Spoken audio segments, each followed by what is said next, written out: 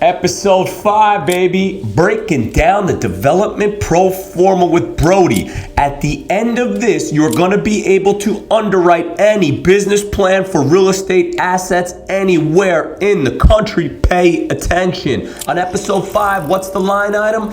MEP engineer. What does that even mean? Mechanical, electrical, plumbing engineers. They're responsible for everything that you don't see, you shouldn't see, but would immediately notice if it didn't work. Think HVAC in the middle of the summer. You'd be sweating, you'd be pissed off, you'd be pissed at that mechanical engineer. So what do? Mechanical systems, heating, ventilation, AC, we said it. Electrical systems, lighting, power, emergency, fire alarms, plumbing systems, potable water, wastewater in, wastewater out, your vents. And also, don't forget fire protection. These people got to keep you safe too. Sprinkler systems, fire pumps, standpipes, water tanks. And that isn't all. Anything that has to do fire alarm, smoke evac, generator backups, that's the MEP engineer. So I always use this analogy when talking about the MEP engineer. You think the structural engineer is like the bones of a human, right? Keeping us standing upright. Well, the MEP engineer is all your vascular systems, your arteries, your heart, your pump, your lungs. That's their responsibility. That's the analogy that always made sense to me when thinking about who the MEP was.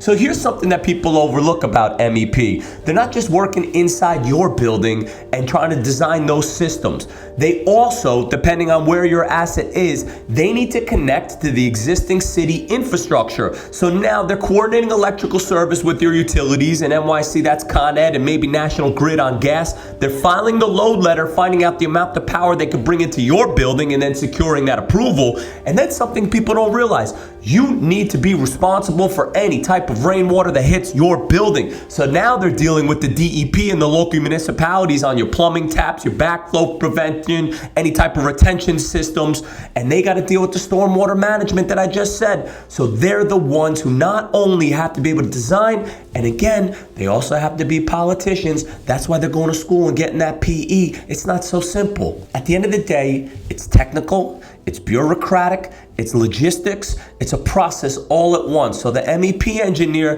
they're right in the middle of it. They got to design and they're politicking. Like anyone else out there, the personality, the EQ still matters with that IQ. All right, let's break it down now. Great MEP design thinks about something that most of us don't. How does the air actually flow, right? So think about it. You got to design exhaust systems. If you got a kitchen and you don't have a good exhaust system, the entire building stinks. You smell it all the time when you're walking by any type of restaurant and you don't hear the right mechanical systems. You smell that food for miles, right? Think about your bathroom. You don't want it stinking for too long, especially if you got somebody coming over and it's the first time and it's a hot date. You got to get rid of that, right? What about your dryer exhaust? Did you know that dryers, when they don't have a ventilation system, your clothes don't really dry? Think about a lot of these electrical systems, these electrical dryers that aren't getting it done. But if you vented it, move a lot faster. And finally, that garbage room, you don't want to be smelling that from the 30th floor every time you got garbage, right? So they also have to supply fresh air.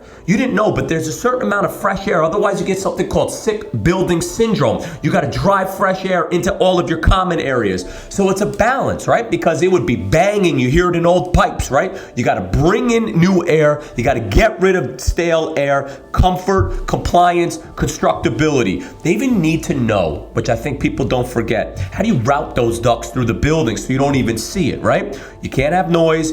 Can't have all these bump outs everywhere. They got to coordinate it within the ceiling without killing the aesthetic of what you're building.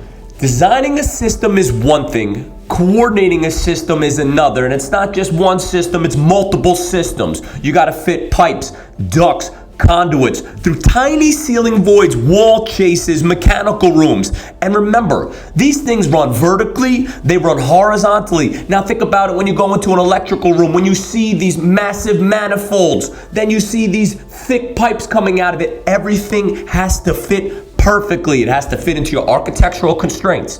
Now remember, we're driving these members through a deck, so now it's got to fit in with your structural members, and it has to be fully coordinated with the other disciplines that are there, including all of your architectural, your framework, your roofing, and everything else. And guess what? Most important, It's got to be hidden. The consumer should never know they exist. That's the magic of the appropriate MEP engineer. You never knew they were there. Right? Wasn't there something about the devil? The greatest trick that the devil ever pulled is that you didn't think they were there. Now, I'm not saying that's an analogy to MEP, but you shouldn't know they're there. Now, a great MEP engineer just doesn't think about your design. They're thinking about your install, your phasing, your accessibility, and the cost efficiency. They need to know if they can use copper or PEX, right? They need to know if you're allowed to use distribution in black iron or PVC. How to run ductwork above the ceiling versus exposed. How to minimize penetrations in any firewall assembly. The real value of a great MEP engineer is they're trying to solve all the problems before they've ever been built. And they save money by being smart about it, sequencing it, layout, simplicity, and installation. Is it constructible? So that's what's so important about these MEP engineers. And again, as I was stating throughout this whole thing, it's what keeps you alive, it keeps you breathing, and you shouldn't know that they're there. All right. Now, finally, as you know, we're talking about that development pro forma. So it comes down to where on the development pro forma is the MEP engineer. And once again, they show up in two places. You got your soft costs, literally your design costs. This is where you're paying the MEP engineer direct for the design, the coordination, the filing, the constructability, and any inspection. Although maybe you want to keep that separate. We'll talk about that later. Next is in the hard cost, right? If you're designing some new age VRF system versus a cooling tower and yet subcontractors in your area have no idea how to install it, you could do the dopest thing ever. You could do the newest thing ever. But if it can't be installed, and then how about this, serviced in the future, just adding costs that are unnecessary. So they need to understand about your market, about the big ticket items in that space. Can it get manufactured? How it gets installed? And if there's enough subcontractors in a market that you can actually price it to install it. You know, I'd say MEP on any job can account for 20 to 30% of your total construction cost, depending on the project type. So don't skimp, don't leave it to chance. You got to get an engineer that knows the process and knows the type of asset that you're building. So let's get down to brass tacks. How much you think it is?